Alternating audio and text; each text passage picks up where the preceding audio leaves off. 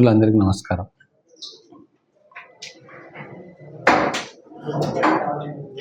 మేము అధికారంలోకి వచ్చి సంవత్సరం మీద 2 నెలలు దాదాపుగా కావస్తా ఉంది. మా పాలనకు బీఆర్ఎస్ పార్టీ పాలనకు తేడా ఏంది అనేది అన్ని రంగాల్లో కూడా స్పష్టంగా ప్రజలకు అర్థమవుతా ఉంది. కేవలం కేటీఆర్కు కల్వకుంట్ల కుటుంబానికి తప్ప మొత్తం తెలంగాణ ప్రజానీకానికి ప్రజల కోసం పనిచేసే ప్రభుత్వం ఇది. గౌరవ ముఖ్యమంత్రి రేవంత్ రెడ్డి గారు, మంత్రివర్గము, ఎమ్మెల్యేలు ఎల్లప్పుడూ ప్రజలకు అందుబాటులో ఉండి వాళ్ళ సమస్యల పరిష్కారం కోసం పనిచేస్తూ ఉన్నారన్న విషయం ఈరోజు దాదాపుగా 11,000 గ్రామాల్లో గ్రామ సభలు జరిగినాయి. ప్రజలకు ఏం కావాలనో 4 పథకాలు ఏవైతే మేము అనౌన్స్ ఇవ్వబోతా ఉన్నామో వాటి గురించి సమాచారాన్ని వడపోసి తీసుకున్నాం. అనేక మార్గాల ద్వారా మళ్ళీ గ్రామానికి వెళ్ళి అధికారులు అప్లికేషన్స్ తీసుకుంటా ఉన్నారు. ఇవన్నీ కూడా ఒక ఎత్తు. ఈరోజు భారతదేశమే ఆశ్చర్యానికి గురవుతూ ఉంది. దావోస్లో తెలంగాణ రాష్ట్రంలో ఇన్వెస్ట్ చేయడానికి 1,78,000 కోట్ల ప్రాజెక్టులకు ఒప్పందాలు జరిగినాయి. చాలామంది భ్రమపడతా ఉంటారు, కేటీఆర్ చాలా పోటుగాడు, మనగాడు, ఏమో చేసిండు హైదరాబాద్ను, ఏమో చేసిండు తెలంగాణ. వాళ్ళు ట్విట్టర్లలో పోటుగాళ్ళు, మనగాళ్ళు. ఈరోజు స్పష్టంగా 2018 నుంచి 2023 దాకా వాళ్ళు తెచ్చిన ఇన్వెస్ట్మెంట్ ఎంత? 25,000 కోట్ల 750 రూపాయలు మాత్రమే. కానీ మా ప్రభుత్వం వచ్చింది, మేము 2 పర్యాయాలు మా ముఖ్యమంత్రి గారు దావోస్కు పోయిండ్రు. ఈరోజు సంవత్సరం 2 నెలల్లో గత సంవత్సరంది ఈ సంవత్సరంది కలుపుకుంటే 2,19,182 కోట్ల రూపాయల ఇన్వెస్ట్మెంట్స్ మేము తెలంగాణ ప్రభుత్వం ఎంఓయూ చేసుకుంది. ఎక్కడ 25,000, 9 సంవత్సరాల్లో ఎక్కడ 25,000, 2 సంవత్సరాల్లో ఎక్కడ 2,20,000. తెలంగాణ ప్రజలు అర్థం చేసుకోవాలని చెప్పి నేను కోరుతా ఉన్నా. విదేశీ యానాల పేరు మీద మిత్ర బృందాన్ని వేసుకొని విహారయాత్రకు కేటీఆర్ పోయేది. ఎన్నిసార్లు విదేశీ యాత్ర చేసిండు కేటీఆర్, మరి ఎందుకో రాలేదు ఇన్వెస్ట్మెంట్? అంటే ఇక దోచుకున్న డబ్బును దాచుకోవడానికి విదేశీ యానం పోయిందని చెప్పి ఇప్పుడు అందరూ అనుకుంటా ఉన్నారు. మొదటిసారి దావోస్ పోయినప్పుడు పేడ్ వారియర్ సోషల్ మీడియా బీఆర్ఎస్ ఎన్నో తప్పుడు రాతలు రాసింది. అయినా సరే 40,000 కోట్ల రూపాయలు తెచ్చుకున్నాం. అవన్నీ కూడా ఇమ్మీడియట్గా గ్రౌండింగ్ అవుతుండే. ఇప్పుడు కూడా ఆంధ్రప్రదేశ్ కంటే, మహారాష్ట్ర కంటే ఎక్కువగా ఈరోజు తెలంగాణ రాష్ట్రంలో పెట్టుబడులు పెట్టడానికి ఎందుకు వస్తున్నారు అంటే, ఇక్కడ ఈ ప్రభుత్వము, గౌరవ ముఖ్యమంత్రి గారు తీసుకుంటున్న నిర్ణయాలు పారదర్శకంగా, అవినీతి లేకుండా నిజాయితీగా మా ప్రజలకు ఇన్వెస్ట్మెంట్ ఇక్కడ పెట్టేయాలి, మా ప్రజలకు ఉద్యోగాల కల్పన జరగాలి అని ఒక నిజాయితీతో కూడిన ఆకాంక్ష మాలో ఉన్నది కాబట్టి మా ప్రభుత్వంలో అది అర్థం చేసుకున్నారు కాబట్టి వచ్చింది. ఇంగ్లీష్లో మాట్లాడి ఫ్యాషనబుల్గా డ్రెస్సులు వేసుకొని left right handsome boys and గర్ల్స్ని పెట్టుకుంటే ఇన్వెస్ట్మెంట్లు రావు. మా శ్రీధర్ బాబు గారు, మా రేవంత్ రెడ్డి గారు 24 గంటలు ఈ రాష్ట్రం శ్రేయస్సు కోసం తప్పిస్తున్నారు కాబట్టి అటువంటి పాలసీలు తీసుకొస్తున్నాం. ఒక 4th సిటీ అని చెప్పి మేము ఎస్టాబ్లిష్ చేసుకొని వచ్చిన వాళ్ళకి అక్కడ భూములు కేటాయించుకుంటూ వాళ్ళ కాన్ఫిడెన్స్ని గెయిన్ చేస్తూ ఉన్నాం. మీరు ఎందుకు చేయలేకపోయినరా పని అని చెప్పి ఈరోజు కల్వకుంట్ల కుటుంబాన్ని నేను ప్రశ్నిస్తూ ఉన్నా. ఇంకో విచిత్రం, కేటీఆర్కో జబ్బు ఉంది, కొద్దిగా ఆగరా మగడా అంటే ఆగడు. ఈరోజు ఇట్లా ఫ్లాష్ రాగానే ట్విట్టర్లో ఏదో ఒకటి తెలిసి తెలియకుండా ఒకటి కొట్టేస్తాడు.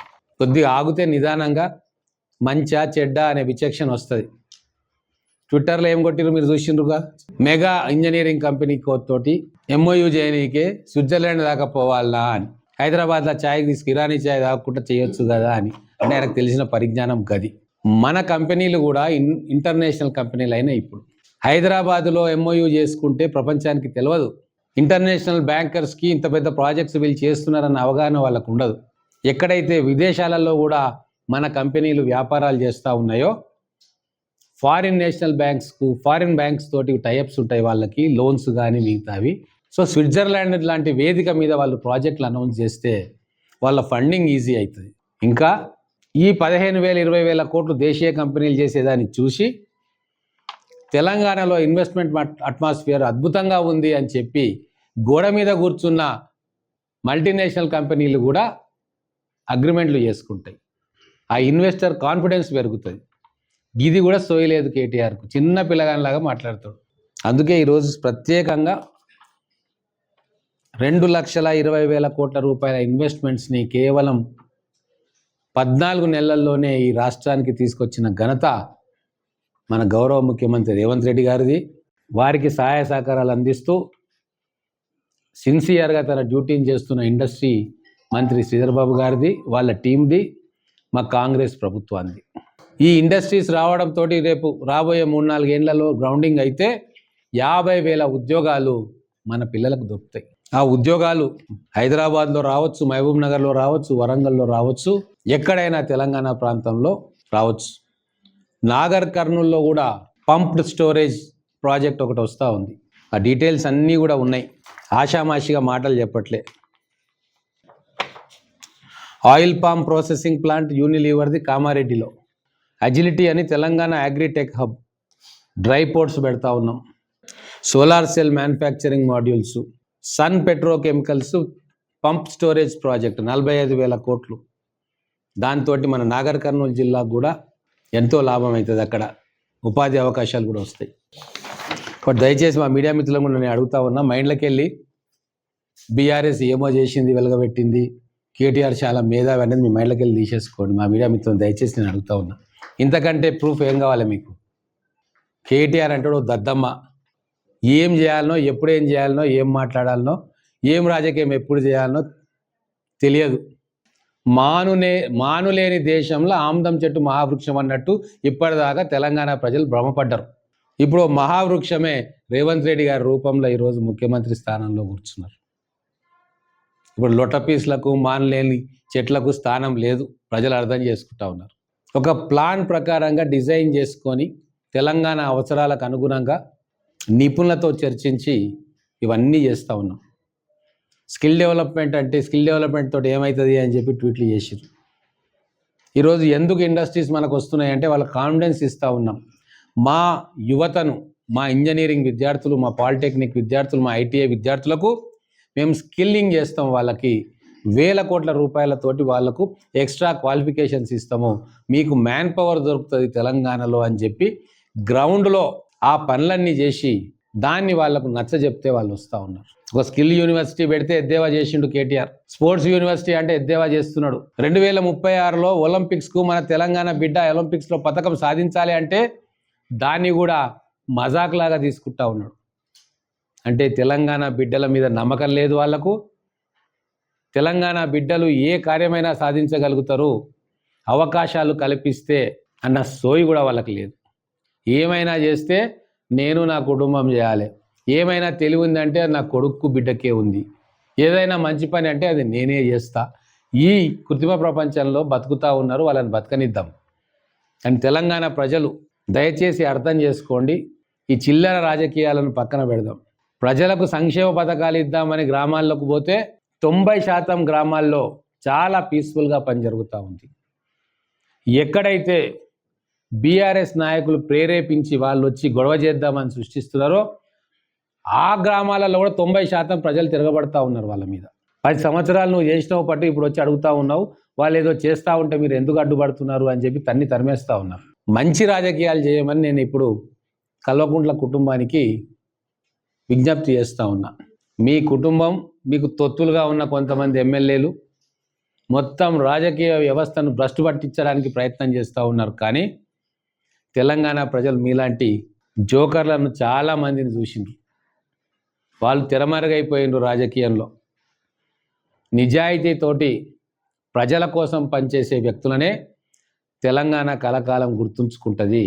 ఒక పివి నరసింహారావు గారు, ఒక ఎన్టీ రామారావు గారు, ఒక రాజశేఖర రెడ్డి గారు ఇట్లా పేద ప్రజల కోసం పనిచేసిన వ్యక్తులను గుర్తుంచుకుంటుంది తప్ప ఎన్ని మాయమాటలు చెప్పినా, ఎన్ని జిమ్మిక్స్ చెప్పినా, లెఫ్ట్ అండ్ రైట్ ఎవరిని పెట్టుకున్నా తెలంగాణ ప్రజలు చాలా తొందరగా ఇటువంటి వాళ్ళని మర్చిపోతారు. రేపు అదే జరగబోతా ఉంది. ఒకటండి, నేను చాలా స్పష్టంగా ఈ 4 సంవత్సరాలు ఎట్లా రాజకీయం చేయాలో నిర్ణయం తీసుకున్నా. నేను ఎవ్వరి మీద రాజకీయ విమర్శ చేయదలుచుకోలే. కేవలం హైదరాబాద్లో రాజకీయ విమర్శ చేస్తా, అది కేవలం కల్వకుంట్ల కుటుంబం మీద చేస్తా. ఎందుకు అంటే 10 సంవత్సరాలు 100 సంవత్సరాల విధ్వంసాన్ని నా కుటుంబం సృష్టించింది. మొదలు తెలంగాణ ప్రజలకు వీళ్ళు చేసిన ద్రోహం గురించి చెప్పాలి. మిగతావన్నీ కూడా రాజకీయాలు నడుస్తూనే ఉంటాయి, అది ఎప్పుడైనా చేసుకోవచ్చు. దానికి సమాధానం చెప్పేవాళ్ళు చెప్తారు. నేను మాత్రం ఒక లైన్ గీసుకున్నా. ఎందుకు అంటే తెలంగాణ కోసం ఉద్యోగం వదిలే సర్వస్వం వదిలేసి కొట్లాడిన అనేక వందల మందిలో మేము. ఆ రోజు మేము ఏమనుకున్నాము, తెలంగాణ వచ్చిన తర్వాత ఈ దుర్మార్గులు, ఈ కుటుంబం తెలంగాణ ఎట్లా ధ్వంసం చేసింది, అదే మా కళ్ళకు కనబడుతుంది తప్ప. ఈరోజు మీరు పేపర్లో చూసి ఉంటారు, 1000 కోట్లు తీసుకొని ఒకడు ఉడాయించిండు.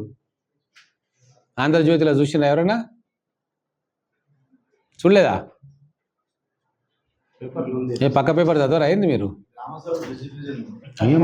మార్నింగ్ పేపర్ చదవరాయా మీరు? జర్నలిస్టులు, సీనియర్ జర్నలిస్టులు, ప్రపంచంలో ఏం జరుగుతుందో మీరు చెప్పాలి నాకు.